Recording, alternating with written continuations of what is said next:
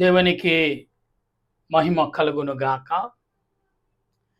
ప్రభు పేరట మీ అందరికీ వందనాలు, శుభాలు. మరణాత. బాగున్నారా? మీ అందరూ క్షేమముగా ఉన్నారని తలంచుచు మన ప్రభువును రక్షకుడైన త్రియేక దేవుని పరిశుద్ధమైన నామంలో మీ అందరికీ శుభాలు తెలియపరుస్తున్నాను. ప్రియులారా, ఈరోజు పాఠము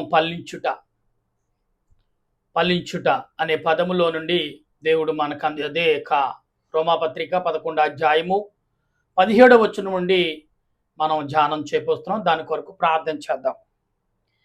సర్వ సృష్టిని నీతిని పరిపాలించుచున్న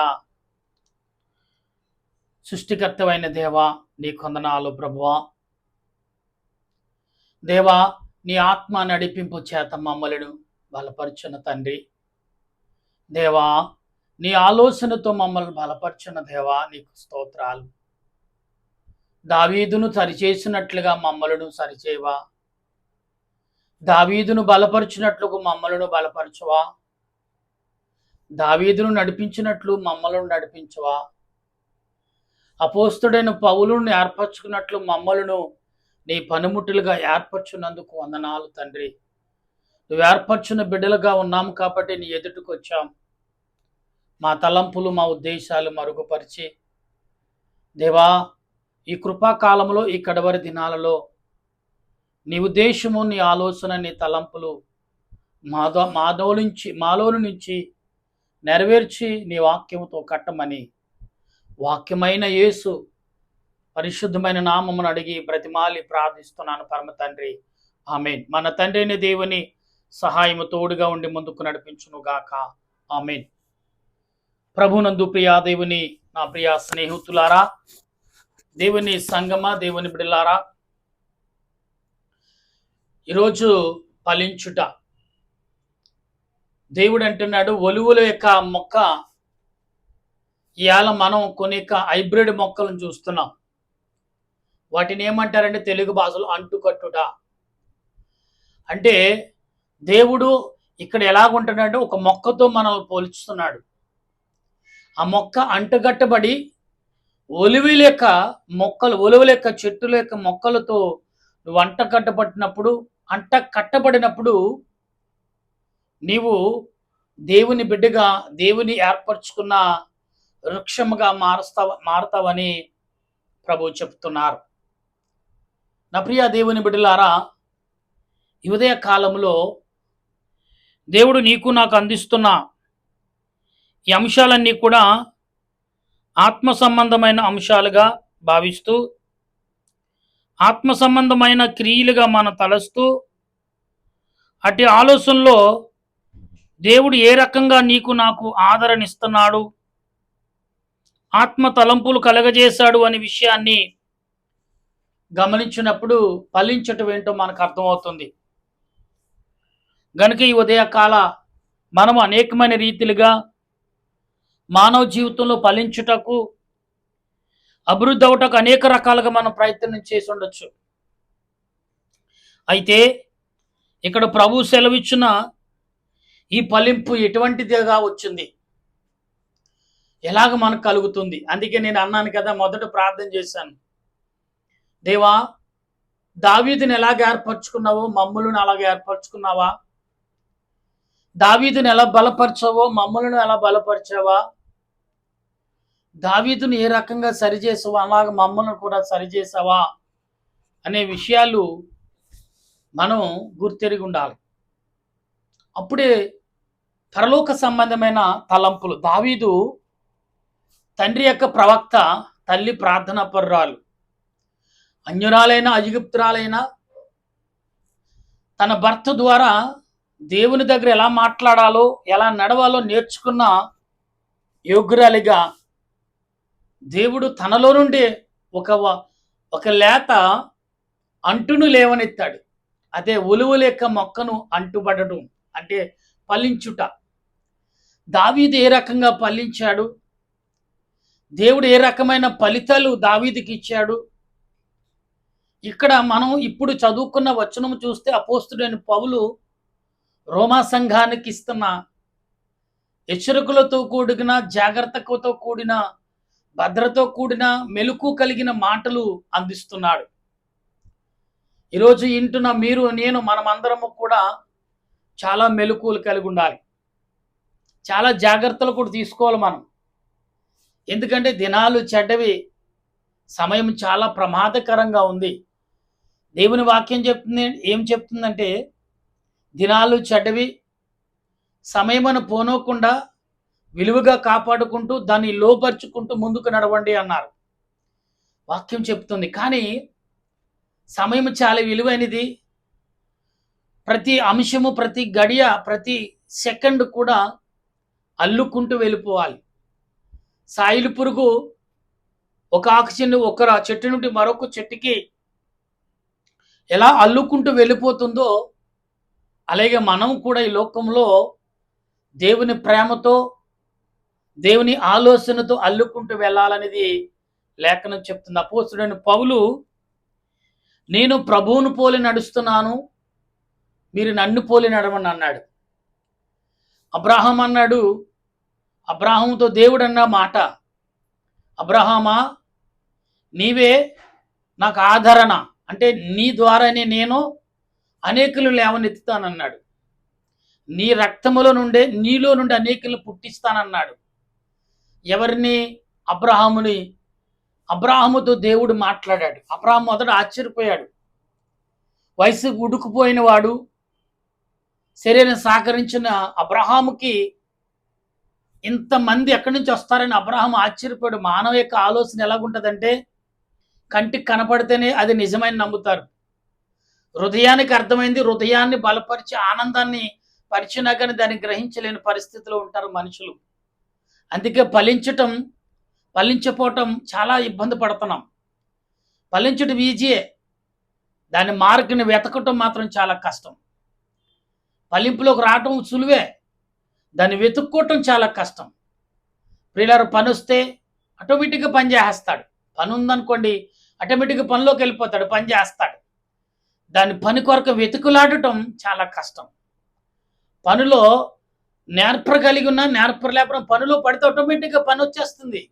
ఆ పని నీకేమవుతుందంటే దానికి నువ్వు లోబట్టమో లేదా అది నీకు లోబట్టమో జరుగుతుంది. ఇక్కడ దావీదు గారు చెప్తున్నాడు ఏమంటే, నేను దేవుని యందు నమ్మకముంచి జీవిస్తున్నాను, మీరు అలా జీవిస్తున్నారా?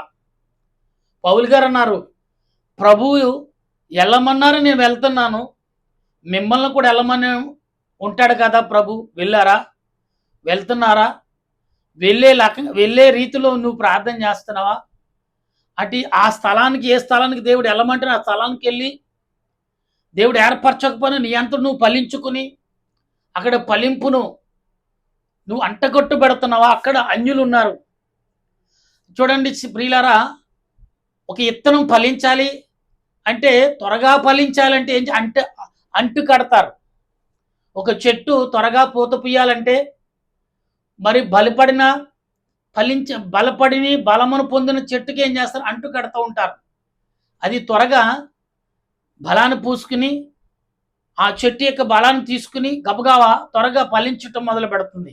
అందుకే క్రాస్ కాయలు మనం చూస్తూ అక్కడక్కడ ఒక చెట్టుకు నేను పేపర్లో చదివాను, ఒక చెట్టుకు సుమారు లేదైనా 70 రకాలు కలిగిన పళ్ళు చెట్టుకు అది అంటు కట్టాడండి అతను.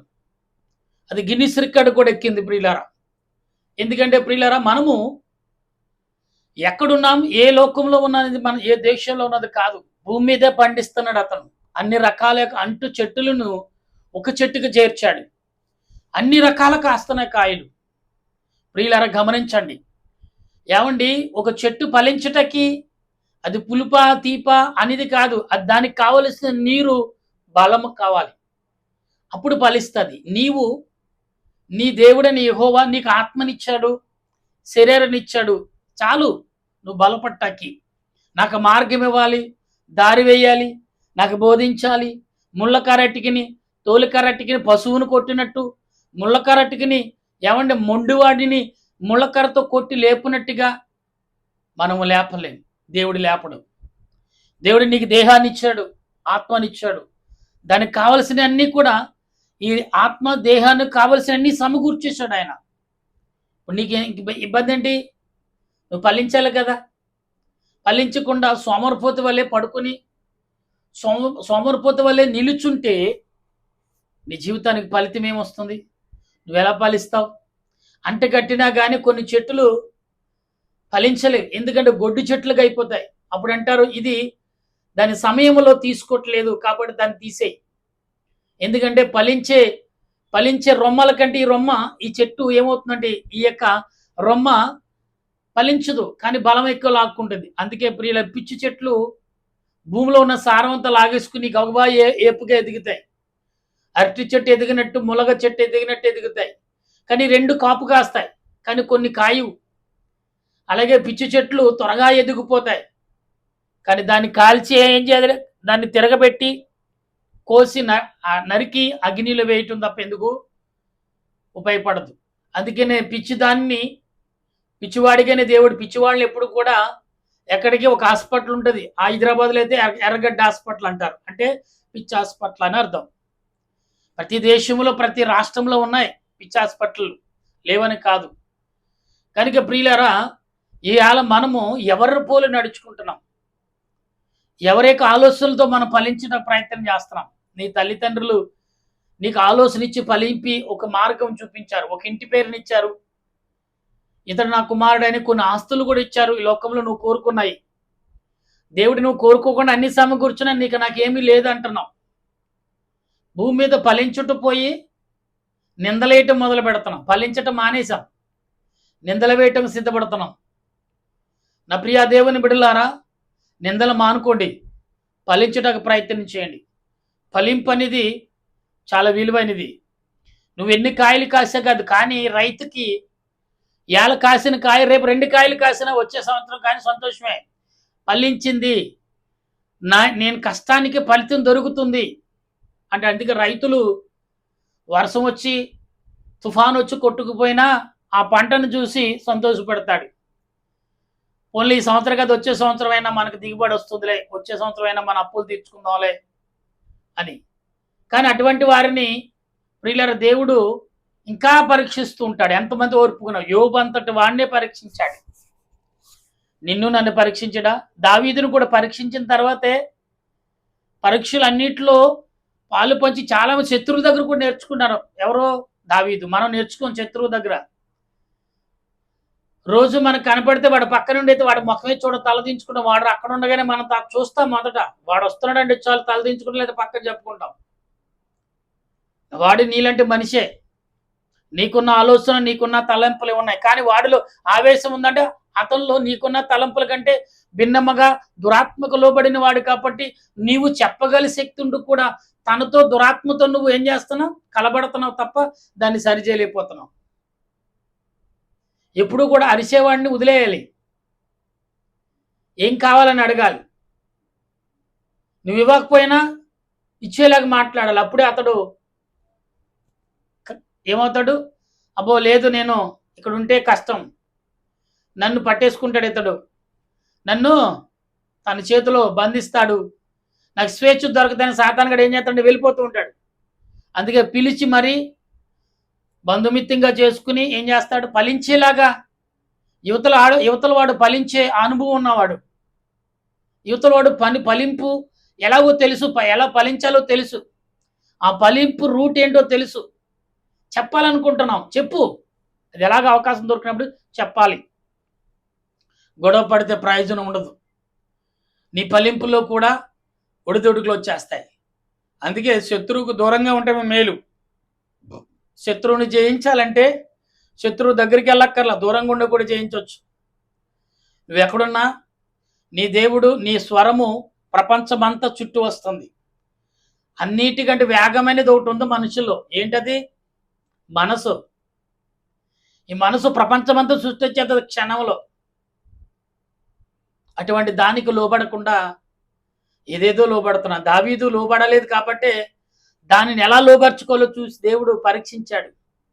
మొదట తల్లి ఒడిలో, తర్వాత అన్నల దగ్గర, తల్లిదండ్రుల దగ్గర ఎక్కడ కూడా అతను ప్రశాంతత లేదు. పోనీ అభిషేకం వచ్చిందంటే అక్కడ లేదు. మృగాలు పంపించాడు, వాటిని చంపించాడు. పైగా బలవంతుడిని ఒక గొలియాతుడు, ఆడి ఎంతటి వాడు, గొలియాతును కూడా సృష్టించింది కూడా దేవుడే. ఎవరి కొరకు?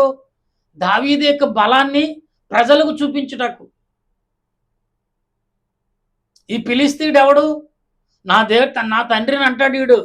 అసలు వీడు ఎవడో బతకటానికి ఎందుకు బతుకున్నాడు? మీరు తప్పుకోండి, నేను వెళ్తానన్నాడు. చిన్నవాడు దావీదు యొక్క అన్నయ్యలు, మరి ఎందుకురా నువ్వు చచ్చిపోతావంటే, ఏం మాట్లాడుతున్నావు నువ్వు? అనయ్య, మన తండ్రి, మన దేవుడు జీవం గల దేవుడు కదా. మన దేవుడు నన్ను అప్పగించేస్తాడా, చంపేస్తాడు అనుకుంటున్నావా? లేదు, మన దేవుడు మనకి విజయం ఇస్తాడు, అందుకే నువ్వు చూడు అని వెళ్ళాడు. కర్ర పట్టుకుని 4 గూరాళ్ళు 5 గూరాళ్ళు ఏరుకుని. వీళ్ళు ఏమీ యుద్ధం చేయలేదు, కర్రలు ఆడించి యుద్ధాల బాణాలు వేయలేదు. ఒకే రాయ ఉచ్చులు వేసుకుని అలవాటు, ఉచ్చులో రాయేసి గిరగిరా తిప్పి ప్రతి దాన్ని దాని ద్వారానే కొట్టేవాడు. అలాగే కొట్టేశాడు. దేవుడు ఆత్మ తనలో ప్రవేశించింది. ఆ రాయేలు నొసన తలగా బారలంగా పడ్డాడు. తన బొడ్డులో కత్తి తీసి గొలియాతు యొక్క తలని మొండును వేరు చేసేసాడు.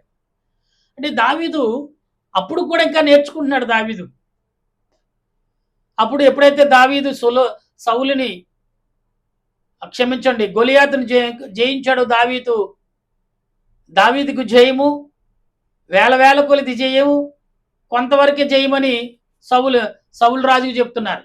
సౌలు గారు ఏమంటున్నాడంటే, ప్రియులారా ఇక్కడ మనం గమనించాడు, సమూయేలు ఏమంటున్నాడంటే, మరి ఆసోయపట్టం మొదలు పెట్టాడు.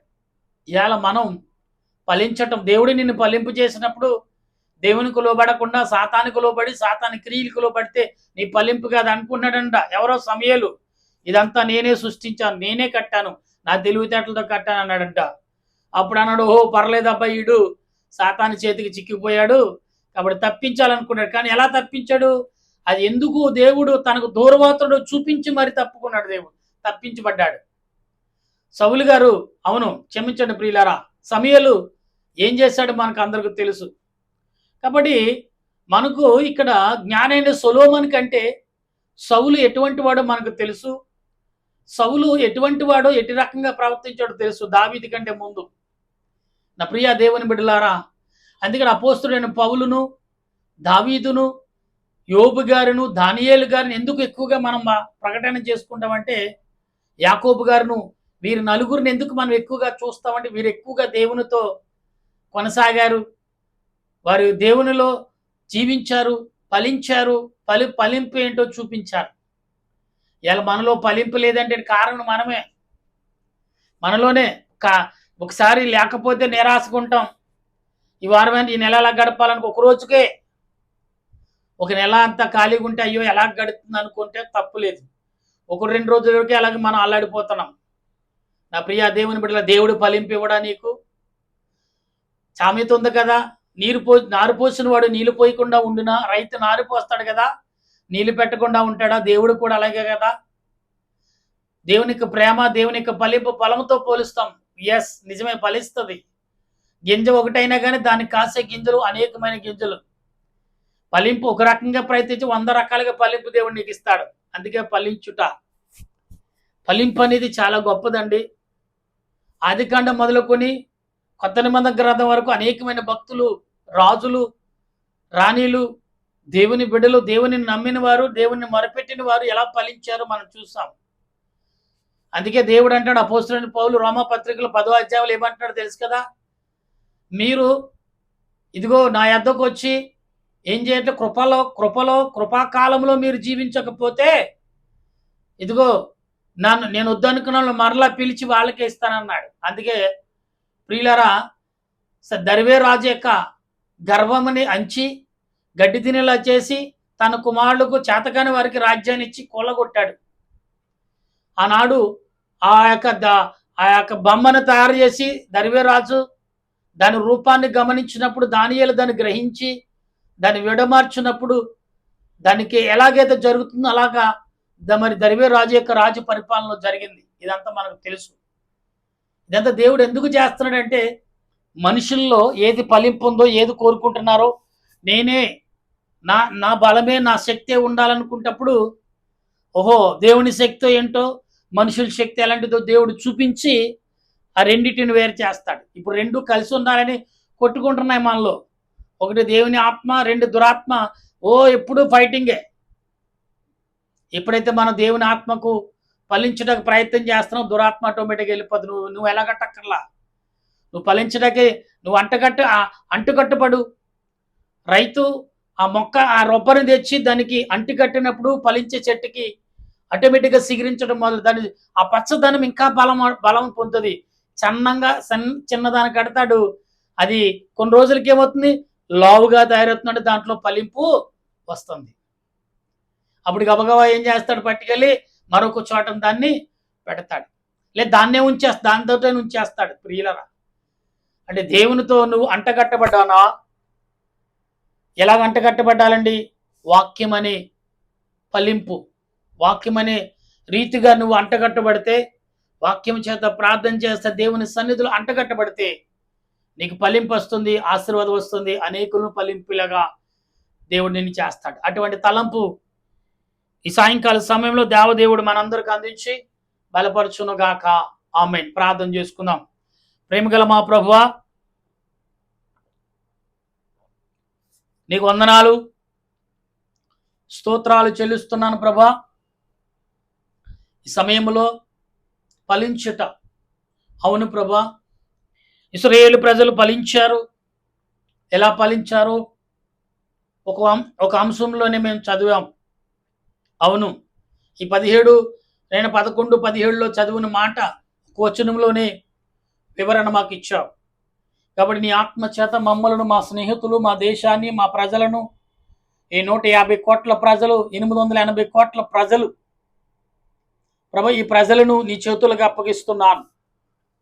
ఈ ప్రజలందరూ నీ ఆత్మతో నింపబడిన వారు, నీ సన్నిధిలో నీ ఆలోచనతో, నీ క్రియలతో ఫలించుచున్నవారు. ఇదిగో ప్రభా, అకాల యొక్క ప్రమాదములు రాబోతున్నాయన్న, కరువులు రాబోతున్నాయి అంటున్నారు ప్రభు. ఒక సంవత్సరం కరువు 100 సంవత్సరాలకు సరిపడే కరువు వస్తుందంట ప్రభు. ఎన్ని రోజులు వస్తుందో, ఎన్నాళ్ళు ఉంటుందో తెలియదు. ప్రకటన గ్రంథంలో రాసినట్టుగా దాని 7 బోర్లు, 7 దేవదూతలు 7 పాత్రలు పట్టుకుని అవి కుమ్మరించినప్పుడు భూమి మీద ఏమి జరుగుతుందో మాకు కనబడుతుంది. అదే జరుగుతుందంటే అదే అంటే ప్రభా, జయించే శక్తిని, భరించి దాన్ని పట్టుకుని ఫలింపు శక్తిని నీ బిడ్డలైన మాకు దయచేయండి. నా దేశ ప్రజలకు, మా ప్రపంచ అందరకు నీ ఆత్మ నడిపి దయచేయండి. అభివృద్ధినివ్వండి. కష్టాలు, సుఖాలు, బాధలు, ఇబ్బందులు, శోధనలు, వేదనలు, భక్తుడు దావీదు గారు, యోబు గారు, దానియేలు గారు, అలాగే అహాను గారు, భక్తులైన వారు ఎలా జయించారు, అటువంటి జయింపు ఫలింపు మాకును, మా బిడ్డలకు, మా దేశాలకు, మా పట్టణాలకు, మా గ్రామాలకు, మా చుట్టుపక్కల బంధుమిత్రులకు, పశువుకులు, పంటకు అన్నిటికి భద్రత, ఫలించే శక్తిని, ఫలించగల కృపను మాకును అందించమని ఉదయకాలం ఇప్పటి వరకు మా పని పాటల్లోనూ, ప్రయాణములోను, ఆలోచనలను తోడుగా ఉండి మరొక సాయంకాల పూట నీ పాదములు ఎదుట స్తుతించే భాగ్యం దయచేసినందుకు వందనాలు.